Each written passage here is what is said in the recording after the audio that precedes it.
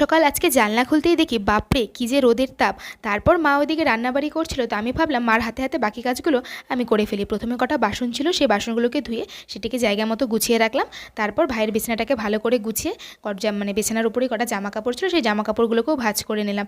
তারপরে ভাবলাম সবার জন্য একটু শরবত করা যাক। বাড়িতে আসলে মিস্ত্রিরা কাজ করছে, তো তাদেরকেও একটু দিতে হয়। তো এখানে কাঁচা আমের একটু শরবত করেছিলাম, আর এক টুকরো আম আমি মুখে দিলাম, তো দেখতেই পারলে আমার কি অবস্থা হলো। তারপর একটু বেশি করে চিনি দিয়ে শরবতটা করে নিলাম। এই শরবতটা কিন্তু দারুণ টেস্ট হয়। আর যেহেতু আমি চিনিটা সত্যি একদমই খাওয়া বাদ দিয়ে দিয়েছি, তো ওই যে মানে শরবত দেখে এটা লোভ সামলাতে পারলাম না, তাই অল্প একটু টেস্ট করে নিলাম কাপে করে। তারপর স্নান করে আসলাম। আর এই গরমে তোমাদের কাদের কাদের ঠোঁট ফাটে বলো তো? আমার কিন্তু সারা বছরই প্রায় ঠোঁট ফাটে, আর বোরোলিন নিয়ে আমার একমাত্র ভরসা। তারপর না খাওয়া দাওয়ার ভিডিওটা করেছিলাম, দুপুরে কি রান্না হয়েছিল, কিন্তু এডিট করতে গিয়ে দেখি যে ভিডিওটা নেই। তারপর দুপুরে একটু তরমুজ খেয়ে বিকালবেলা হাঁটতে গেলাম।